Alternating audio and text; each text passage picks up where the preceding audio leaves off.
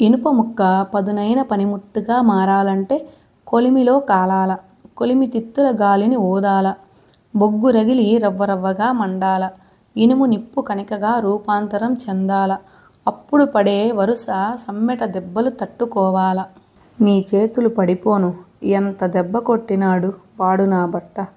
కూలి పడిపోయిన కృష్ణుడిని ఒడిలో పెట్టుకొని కన్నీరైపోయింది గంగులమ్మ. ధడేల్మని తలుపు వేసుకుపోతున్న నాగులయ్యని చూసి తండ్రి కొట్టిన దెబ్బ కంటే చదువుకోవద్దన్నాడన్న దుఃఖమే ఎక్కువైంది కృష్ణుడికి. పసిబిడ్డను చాప సిరిగెట్టు కొడతావా, నీ నోట్లో దుమ్ము తగలా? ఆ తల్లి ఉక్రోషం తిట్ల వర్షం అయ్యింది. ఒళ్ళో వెక్కుతున్న బిడ్డని చూస్తుంటే ఆమె కడుపు తరుక్కుపోతుంది. చెంగుతో చెమట తుడిచి కొంగుతో విసురుతూ, నాయనా కిట్నా, ఏందిరా ఇంత పంతం? చదివేదేదో చదువుకోక వాడి పాల ఎందుకు పడినావురా నాయనా? ఎంత దెబ్బ కొట్టినాడో చూడు, చేతకాని దద్దమ్మ అంటూ కుమిలిపోయింది. అమ్మ అనునయంతో కృష్ణుడు కన్నీటి వరద అయినాడు. కాదుమా, గురుమూర్తి, రంగారెడ్డి, ప్రదీప్ గాడు అందరూ పోతాండారు. నేను పోతా పంపమని చెప్పుమా కోచింగుకు అన్నాడు వెక్కుతూనే. బిడ్డేమన్నా మిద్దెలు మాడీలు అడిగినాడా? చదువుకుంటాననే కదా అడిగింది. ఒక చొక్కా సంకురాత్రికి కొంటే సంవత్సరం అంతా ఒంటి మీద ఇంకో కొత్త బట్ట పడేదే లేదు. ఇంకా చదువు కూడా దుడ్డు ఇయ్యకపోతే బిడ్డల్ని కనడం ఎందుకు? పాడు నాశనం. కొడుకుతో జత కలిసింది ఆమె ఏడుపు. కొలిమి నిప్పుల్లా ఎర్రగా మండుతున్నాయి ఆ తల్లి కళ్ళు. గదిలో ఈ మూల నుంచి ఆ మూలకు వేలాడదీసిన సన్నటి రాగి తీగల ఏరియల్ వల నుంచి సిగ్నల్ అందక రేడియోలో కడప కేంద్రం గర్గర్మంటోంది. సాయం అందని గుండెల తలుపు వెనక కష్టాల సంఖ్యల పడిన సంసార ఖైదీలా కదలకుండా ఉన్నాడు నాగులయ్య. పెళ్ళాం బిడ్డల ఎక్కిళ్ళు గుండెల్లో ఫిరంగి గుళ్ళులా పేలుతున్నాయి. ఎవరిని అడిగినా డబ్బు లేదంటున్నారు. కరువు రోజులు. పల్లెల్లో చాలామంది దేదారాకుతో కడుపు నింపుకుంటున్నారు. టౌనులో చేబదులు ఇచ్చేంత స్నేహితులు లేరు. దారి తోచనితనం కోపమై బిడ్డ మీద దెబ్బగా పడింది. జీత బీభత్యం తప్ప ఇంకేమీ సంపాదించలేని చేతులు బిడ్డ చదువుకుంటాను నాయనా అంటే డబ్బు ఇవ్వలేని చేతులు కొట్టడానికి ఎందుకు ములుచుకు వచ్చాయని లోపల కుళ్ళి కుళ్ళి ఏడుస్తున్నాడు. బల్ల మీద ఉండ చుట్టుకొని పడుకొని ఉంది అనిత. పొద్దుట్నుంచి ఎట్లా తట్టుకునిందిరా మా బిడ్డ అన్నాడు డాక్టర్ మురళి కడుపు మీద వత్తి వత్తి చూస్తూ. అపెండిసైటిస్ అనే అంచనాకు వచ్చాడతను. ఏం చదువుతున్నావు Anitha? BiPC second year sir. అమ్మ వెంటనే అందుకొని బాగా చదువుతుంది సార్ మురిపెంగా అంది. ఓహో, అయితే డాక్టర్ అవుతుందన్నమాట. మీ నోటి చలవతో డాక్టర్ అయితే చాలు సార్. బిడ్డకు చిన్నప్పటి నుంచి డాక్టర్ కావాలనే ఆశ. అభినందనగా చూశాడు అనిత వైపు. వెరీ గుడ్, తప్పకుండా డాక్టర్ అవుతావు. బాగా చదవాలి మరి అన్నాడు ఆత్మీయంగా. అనిత నీరసంగా తల ఊపింది. సరేమా, ఆపరేషన్ చేయాలి. అరగంటలో మొదలు పెడదాం. పాప చేతులేంది, రక్తమే లేదు, పాలిపోయి ఉన్నాయి. రెప్పలు లాగి చూస్తూ అడిగాడు. ఎక్కడ తింటారు సార్? పొద్దస్తమానం పుస్తకాలే, తిందామన్న ధ్యాసే ఉండదు. అమ్మ సమాధానం అనితకి సంతృప్తిగా లేదు. బ్రుకిటి ముడి పడింది. ఏదో తేడా అనిపిస్తుంది. ఆపరేషన్ తప్పదు. ఏదేమైనా అబ్జామిన్ ఓపెన్ చేయాల్సిందే అనుకుంటూ థియేటర్కు షిఫ్ట్ చేయండి. కాంపౌండర్ శ్రీనుకి సిస్టర్ దేవికి సూచన ఇచ్చాడు. Anitha don't worry, you will be all right అన్నాడు ఆమె తల మీద చేయి వేసి. మంచి హస్తవాసి ఉన్న ఆయన మాటతో తల్లికి ధైర్యం వచ్చింది. సొంత ఊరి వైద్య అవసరాలు తీర్చాలనే ఆలోచనతో చిన్న పట్టణమని వెనుకాడక ఆసుపత్రి ప్రారంభించాడు మురళి. స్కానింగ్ వసతి కూడా లేని ఆ ఊరిలో ఓ వైద్య విపత్తును ఆపరేషన్లో ఎదుర్కోబోతున్నాడు. గుంటూరు కోచింగ్కు పోవాలంటే 2000 అవుతుందట. ఆడనే రూమ్ తీసుకుని చదువుకోవాలంట. ఇంకో వారంలో పాఠాలు మొదలవుతాయంట. బిడ్డ ఆశపడతా ఉండాడు. ఎట్లయినా అంపించాలా, యాడన్నా దారి దొరుకుతాదేమో, నువ్వే చూడాలన్నా. దేవుని కడప నుంచి పాలు పోసే సుబ్బారెడ్డిని అడిగింది గంగులమ్మ. నిన్న జరిగిన గొడవంతా అతనితో చెప్పుకుంది. అవునమ్మా, పెద్ద కొడుకును బాగా చదివించుకుంటే కుటుంబాన్ని అంతా లాక్కుని వస్తాడు కదా, అయ్యకి నేను చెప్పి చూసేదా అన్నాడు. చెబితే మాత్రం ఆ మడిసి ఏం చేస్తాడన్నా, గవర్నమెంట్ ఉద్యోగం అని మీసాలు తిప్పుకుంటూ ఊరేగడం తప్ప వద్దని ఎంత చెప్పినా 8 మంది బిడ్డల్ని ఏదాన వేసినాడు. జీతంతో సాకి సంతరించేకి అయ్యేదేనా? చెబితే వినే మనిషేనా? నేను ఒంటిగాడిని, నాకో గుంపు ఉండాలా అని ఆమె చెప్పేది వింటూనే ఉన్న సుబ్బారెడ్డి ఆలోచనలు దారిని వెతుకుతూనే ఉన్నాయి. నిజమే అన్న, ఆ యప్ప ఒంటిగాడే. పురిట్లోనే తల్లి 3 ఏళ్లకు కలరాతో తండ్రి పోయినారంట. పాపం పల్లె వదిలి రాయచోటికి పోయి వారాలు చేసుకొని చదువుకున్నాడంట. ఆ చదువుతో ఉద్యోగం సంపాదించుకున్నాడు. ఇదంతా చదువుతూనే కదా జరిగింది. గంగులమ్మ కడుపు చించుకునింది. మనం తోగలేం, మనకొద్దు ఆ డాక్టర్ చదువులు అనంటాడు. తండ్రి అనాల్సిన మాటేనా అది? జత పిలగాండ్లు ముందుకు పోతా ఉంటే బాగా చదివే పిల్లోడు ఊరికే ఎట్లా ఉంటాడు అని సుబ్బారెడ్డి కళ్ళలోకి చూస్తూ నువ్వే ఆదుకోవాలన్నా అనింది పూడుకుపోయిన గొంతుతో. అయ్యో, మొన్ననే రెండెనుములు కొన్నానమ్మా, ఆ దుడ్డే ఉండుంటే బిడ్డకు ఇవ్వకపోదునా అన్నాడు నొచ్చుకుంటూ.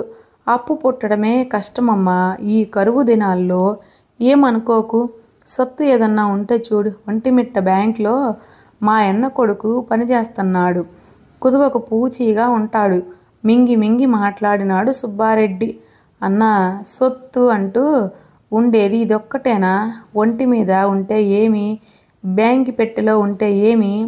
మెడలోని బొట్టు గొలుసును పట్టుకొని పైకెత్తి చూపుతూ గంగులమ్మ ఆమెనట్లా చూస్తుంటే నెలలప్పుడు పుట్టింటికి నిద్ర చేసేదానికి పోవాలంటే చేతిలో ఛార్జీలకు డబ్బులు లేక దేవుని కడపగుళ్ళో నిద్ర చేస్తా. అయ్యోరికి ఒక మాట చెప్పనా అని సిగ్గుపడుతూ అడిగిన నిండు చూలాలు ఆ గంగులమ్మ గుర్తుకొచ్చింది సుబ్బారెడ్డికి. ఆ రోజు నీ అన్నదమ్ముడినే అనుకోమ్మా అని ఇంటికి పిలుచకపోయి నిద్ర చేపించి రైగుడ్డ పెట్టి అక్షంతలు వేసి పంపినాడు. ఆమె కూడా ఆ జ్ఞాపకాల్లోనే తచ్చాడుతున్నదని తడిదేలిన ఆమె కళ్ళు చెబుతున్నాయి. నిన్ను, నీ బిడ్డల్ని రాముడే సల్లంగా చూస్తాడు. నీ కష్టాలను దేవుడు తుడిచిపెట్టేస్తాడు. ధైర్యంగా ఉండమ్మా. పొద్దున కృష్ణుడిని ఒంటిమిట్ట బ్యాంకుకి పోయి మా అబ్బి రామిరెడ్డిని కలసమని చెప్పు అన్నాడు గిన్నెలో పాలు కొలిచి పోస్తూ. పాలతో పాటు ఒకరికొకరంటూ తోడుండే బంధాలు కూడా చేరుతున్నాయి. సాయం అందుతుందన్న భరోసాతో తేటపడ్డ గంగులమ్మ కళ్ళు పాల వెలుగుతో పోటీ పడుతున్నాయి. పనిముట్టు తయారీకి, కమ్మరి పనితనానికి మాదిగన్న కుట్టిన తోలు తిత్తి కూడా జతకలిసింది. నడుముకు మత్తు ఇస్తాము, నొప్పి తెలియకుండానే ఆపరేషన్ అయిపోతుంది అన్నాడు సర్జన్ మురళి. అలాగే అన్నట్టుగా తల ఊపింది ఆ అమ్మాయి నీరసంగా. పేషెంట్ను పక్కకు పడుకోబెట్టి కాళ్లను తలను కడుపులోకి వంచాడు.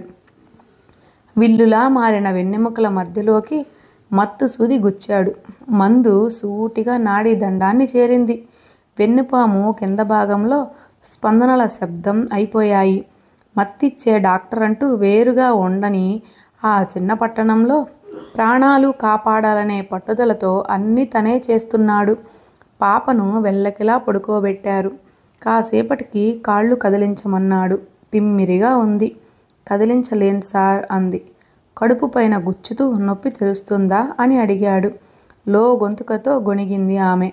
ఓకే అమ్మా, ప్రశాంతంగా పడుకో. ఉదయం నుంచి నొప్పితో బాధపడుతున్న ఆ అమ్మాయి ఆ మాటతో నెమ్మదిగా నిద్రలోకి జారుకుంది. ఆపరేషన్ మొదలైంది. కడుపు కుడిపక్క 2 అంగుళాల ఘాటు పెడితే సిస్టర్ చర్మాన్ని వేరు చేసి క్లాంపులతో పట్టుకుంది. కండరాలను జరిపి ఇంకొంచెం లోపలికి వెళ్ళాడు. తెల్లని పొర పెరోటోనియం కనపడాలి. శరీర కుహరం నల్లగా కనపడుతుంది. ఏంటిది సార్? సిస్టర్ గొంతులో ఆందోళన. రక్తం, ఇంటర్నల్ బ్లీడింగ్. అపెండిక్స్ కాదు, కడుపు లోపలంతా రక్తం చేరి ఉంది. హీమోపెరిటోనియం. తనలో తాను అనుకున్నట్టుగా అన్నాడు. ఎక్కడి నుంచి వస్తా ఉంది ఇంత రక్తం? సార్, క్లోజ్ చేసి కడపకు పంపేద్దాం. తేడా ఏమైనా జరిగితే మనల్ని అంటారు సిస్టర్ భయంగా. అట్లా చేస్తే పాప దారిలోనే చనిపోతుంది. మన ఇంట్లో మనిషి అయితే చేతులు దులుపుకొని పంపేస్తామా? రిస్క్ తీసుకోమా? మరేం చేద్దాం సార్? ఓపెన్ చేసి బ్లీడింగ్ పాయింట్ ఎక్కడుందో పట్టుకోవాలి. అదొక్కటే దారి. సార్, పేషెంట్ బీపీ పడిపోతా ఉంది. కాంపౌండర్ సీను అదుర్దాగా వణికిపోయింది. సిస్టర్ ఒంటికి పసుపు రాసుకొని శుభ్రంగా స్నానం చేసి దేవుని గూడు ముందు కూర్చునింది గంగులమ్మ. ఆది దంపతుల పటానికి కుంకుమ బొట్లు, బంతిపూలను పెట్టి తను బొట్టు పెట్టుకొని పిల్లలందరికీ పెట్టింది. కృష్ణుడి చేతికి దారపు ఉండ ఇచ్చింది. మోరన్నర పొడవుతో 7 వరుసలను పేర్చమంది.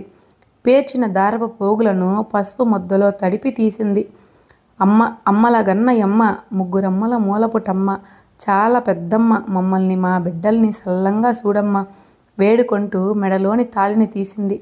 గొలుసు చివరలను కలుపుతున్న చిన్న తాడును తెంపింది. పూసలు, బొట్టు బిళ్ళ జలజలా ఒడిలో పడ్డాయి. పసుపు తాడులోకి మొదట బొట్టు బిళ్ళను దూర్చింది. నల్ల పూసలు, ఎర్ర పూసలు ఒకటి తర్వాత ఒకటి వరుసగా ఎక్కించింది. తాడు చివర్లను 3 సార్లు ముడివేసి అమ్మవారికి ముమ్మారు తాకించి కళ్ళకద్దుకొని మెడలో వేసుకుంది. బొట్టు గొలుసును కాగితంలో పొట్లం చుట్టి, నాయనా కృష్ణ, ఇదిగో భద్రంగా జేబులో పెట్టుకొని ఒంటి మెట్టకు పోయి దుడ్డు తీసుకుపోరా అంటూ అతని చేతికిచ్చింది. అమ్మ చేతి ప్రసాదాన్ని బాధగా అందుకున్నాడు కృష్ణుడు. ఇద్దరి కళ్ళల్లో నీటి పొరలు. గుంత బజారు అల్లాబక్షు బంకులో బాడుగ సైకిల్ కోసం వచ్చాడు. బంకు మీద అడవిరాముడు పోస్టర్లో ఎన్టీ రామారావు ఓ పక్క బెల్ బాటం ప్యాంటు, బాబీ కాలర్తో సింహాన్ని ఒడిసి పట్టుకుని ఉన్నాడు. ఇంకో పక్క కోదండం పట్టుకొని రాముడి రూపంలో ఉన్నాడు. అవేవి కృష్ణుడి కంట పడటం లేదు. సాయిబాబాలో 2వ ఆటకు పోయినా అబ్బబ్బా ఎన్టీ ఓడు, జయప్రద ఏమున్నారు, ఏం పాటలు, ఏం ఫైటింగ్లు. ఈ మూల నుంచి ఆ మూల దాకా పెద్ద బొమ్మ. సినిమా ఇస్కోప్ అంట, భలే ఉంది. మళ్ళా ఈ రీతిరి చూడాల బొమ్మను. ఇద్దరం పోదాంలే. పక్కనే కూర్చున్న ఫకీర్ను ఊరిస్తూ చెబుతున్నాడు అల్లాబక్షు. అన్న సైకిల్ రాసుకొన్న వాళ్ళ మాటల మధ్య దూరుతూ అన్నాడు. తీసుకుపో అబ్బి, అల్లాబక్షు అభిమానంగా అన్నాడు. సీటు మీద అరచేత్తో తట్టి ఒకసారి ఫెడల్ వెనక్కి గిర్రున తిప్పి నెట్టుకుంటూ వెళ్ళి ఎగిరెక్కి కూర్చొని ఫెడల్ బలంగా తొక్కి రామబాణంలా దూసుకుపోయాడు. పుస్తకంలో రాసుకోలేదేమీ. అల్లాబక్షు పక్కనే ఉన్న ఫకీర్ హెచ్చరిక. పొద్దున పాల సుబ్బారెడ్డి చెప్పినాడు, ఈ అబ్బి కట్టాన్ని మనం చేయగలిగింది మనము చేద్దాం. సైకిల్ని సాయంత్రం 3 గంటలకు తెచ్చిన బాడిగా తీసుకునేదే లేదు అభిమానంగా చెప్పాడు అల్లాబక్షు. పోస్టర్లో రాముని గెటప్. ఎన్టీఆర్ నవ్వుతూ చూస్తున్నాడు. మాదిగన్న తోలు తిత్తికి తోడుగా యానాది చిన్నాయన అడవి కష్టం బొగ్గు కొలిమికి చేరింది. జ్వలనం మొదలైంది. హిమోపెరిటోనియంతో డాక్టర్ యుద్ధం మొదలైంది. రక్తమంతా కడుపులో చేరుకుంటే బీపీ పడిపోదా? ఫుట్ అండ్ ఎలివేట్ చేయండి. ఫ్లూయిడ్స్ స్టార్ట్ చేయండి. బ్లడ్ను తోడేద్దాం. స్టెరైల్ బేసిన్ తీసుకురండి అంటూ చకచక పెరోటినియం పొరను తెరిచి ఆపరేషన్ సాగించాడు. సిస్టర్ రక్తాన్ని తోడి బేసిన్లో వేస్తూ ఉంది. కాంపౌండర్ బ్లడ్ కలెక్టింగ్ బ్యాగ్ తీసుకుని దానిలోని సిట్రేట్ ద్రవాన్ని ఖాళీ సీసాలలో పోశాడు. సర్జన్ రక్తస్రావం ఎక్కడి నుంచి జరిగుండొచ్చో అంచనా వేశాడు. చేతివేళ్లు చురుగ్గా కదిలాయి. బ్లేడు ముక్కతో జలపాల మీద, సబ్బు ముక్కల మీద ఖడ్గాన్ని, బోటును, దేవతామూర్తులను చిన్నప్పుడే చెక్కిన ఆ వేళ్ళు అండాశయాన్ని అలవోకగా అందుకున్నాయి. దానికి ఫోర్సెప్స్ బిగించాడు. నిటారుగా నిలబడి పైకి చూసి ఓ అంటూ గాలి బలంగా పీల్చుకొని వదిలాడు. పగిలిన అండాశయాన్ని తీసివేసి తొడిమను ముడివేశాడు.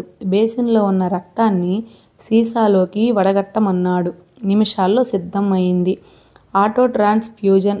రోగి రక్తాన్ని తనకే ఎక్కించడం మొదలైంది. ఒక పిడికెడు రక్తం గడ్డ అంటే 1/2 లీటర్తో సమానం. ఈ రక్తం సరిపోదు, వెంటనే ల్యాబ్ టెక్నీషియన్ రమ్మని చెప్పండి అంటూ కడుపు లోపల ఉన్న రక్తాన్ని తుడిచేసి ఇంకా ఎక్కడైనా బ్లీడింగ్ పాయింట్స్ ఉన్నాయేమో చూశాడు. ఇంకా ప్రమాదం లేదు అమృతంగమయ అన్నాడు సంతోషంగా. అత్యంత అరుదుగా ఋతుచక్రంలో అండం విడుదలయ్యాక అండాశయ రక్తనాళం పగిలిపోవచ్చు. దాంతో తీవ్ర రక్తస్రావం జరిగి ప్రాణం ప్రమాదంలో పడుతుంది. జారిపోతున్న ఆ ప్రాణాన్ని పైకి లాగి ఊతమిచ్చి నిలబెట్టాడు అతను. 20 కిలోమీటర్ల దూరం కృష్ణుడి కాలి బలానికి పరీక్ష పెట్టింది. అతని ఆలోచనలు సైకిల్ చక్రాలు పోటీపడి తిరుగుతున్నాయి.